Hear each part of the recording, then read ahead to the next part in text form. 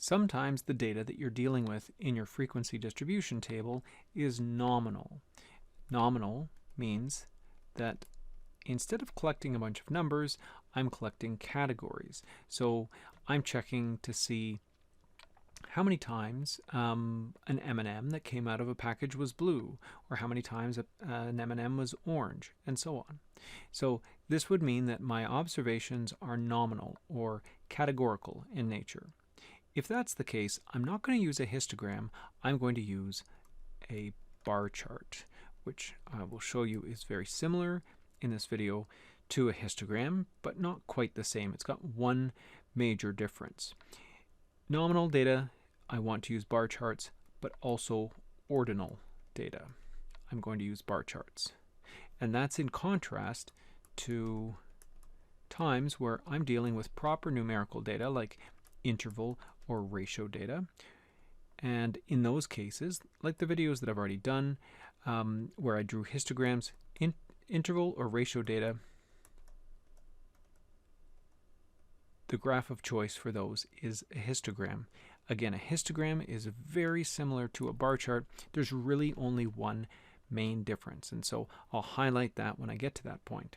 But you'll see the rest of the process ends up being pretty much exactly the same. So if I wanted to make a bar chart or a histogram for any set of data that I've got in a frequency distribution table, the first thing that I have to do is I have to create a set of axes.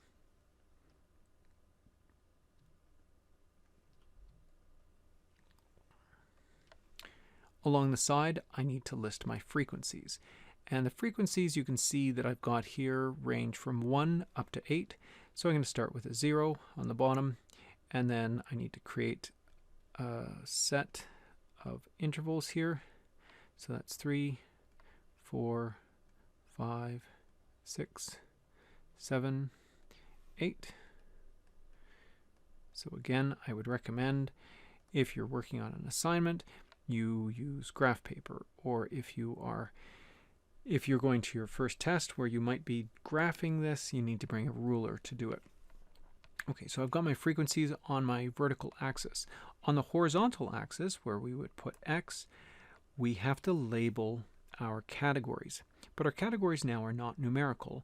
They're just going to be a bunch of categories called blue, orange, red, brown, yellow, and green, and so on. So I'm going to create a spot for each of those. So this will be green, yellow, brown, red, orange, and blue. And so I'm going to label these. Let's see.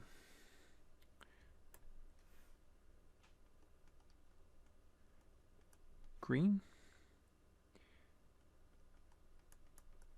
yellow, brown, red, orange, and blue. Okay, so far everything is the same between a bar chart and a histogram, except for the fact that I don't have numbers along the bottom. But even with a histogram, what you're putting along your x-axis is all of your X category labels, and so it really is the same so far. But here's where things change a little bit. When I go to make my bar for green, so when I go to take my bar for green up to a frequency of 6, I have to make sure that I don't allow that bar to move or to be drawn all the way over to the next category. I have to keep a space between each one of my bars.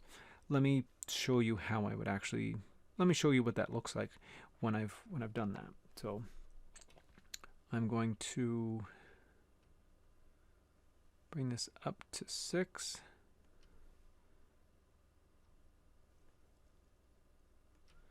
So here is my first bar showing the frequency of green M&Ms, and yellow M&Ms that had a frequency of 1, and so that's going to be to there.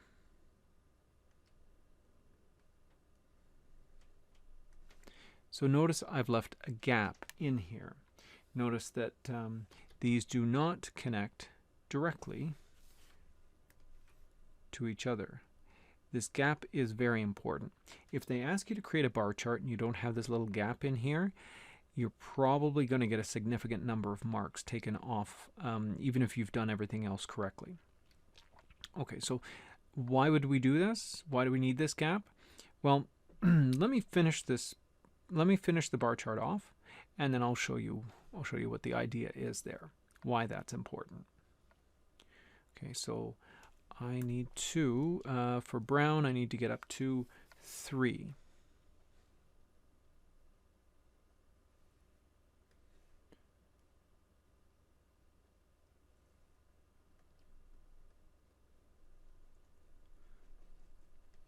And for red, I go all the way up to 8.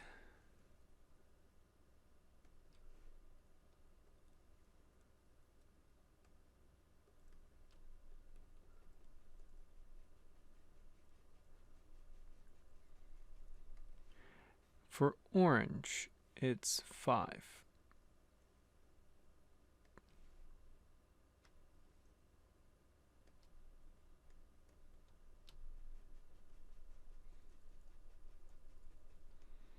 And finally for blue, it's 6.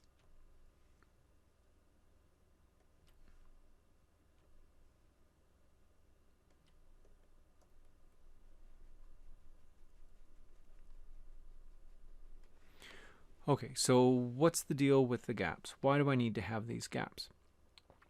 Well, the main reason is there is no particular logic to the order that I've written my categories in. For example, I chose to make green the first category that I put onto my my bar chart, and then yellow, and then brown, and then red, and so on. Why did I do that? No particular reason. I just happened to write down green first. I mean, I know that that came from my table here, but when I made the table, what was the reason for this order? There was no reasoning behind it. These aren't in alphabetical order, and even if they were, why would alphabetical order have any particular importance when it came to colors of M&Ms on a graph? The idea is that if you were to take this graph and rearrange the bars to put these into alphabetical order, what you would see would be a different kind of shape. The shape that you see here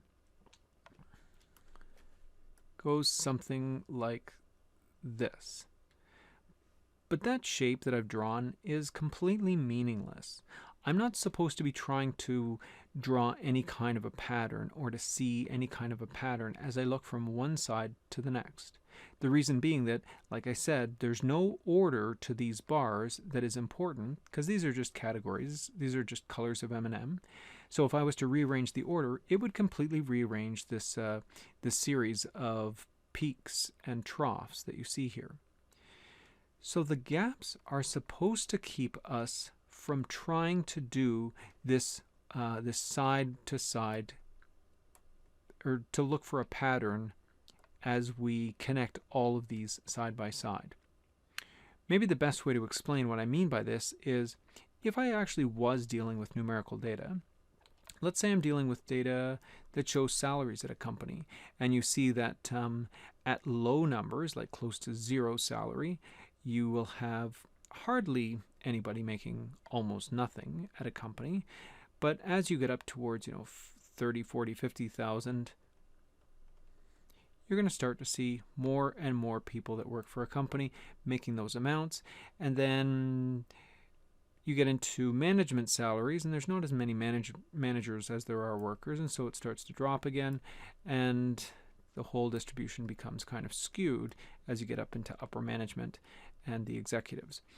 So this sort of a pattern, as you rise and then fall, this truly does have a meaning. This shows me that as you move up the pay scale, you're going to have more and more and more employees having sort of a regular or median pay scale, like $50,000, $60,000, $70,000, and then that's going to drop down again as you get into the smaller amount of higher paid executives.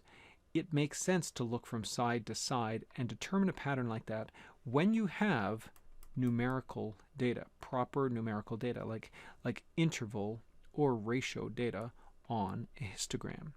But with a bar chart, The order of these bars makes no sense.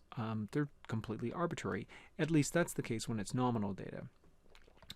So we're not supposed to be looking from side to side, because if my tallest bar was at the beginning, it would change that pattern completely. Instead, we're just supposed to look at the bars and their heights as individual distinct units. I'm not supposed to be looking at how green changes into yellow, changes into brown, and so on. That makes no sense. I can just look at the height of green versus the height of yellow versus the height of brown. With ordinal data, you can make the argument that as you place your categories, you would be doing them in the proper order. For example, let's say that we are looking at how much schooling a person has achieved. And so this would be like high school, and then they did some college or university, and then here they've got a bachelor's, maybe here they've got a master's, here's a PhD, and here is a postdoc.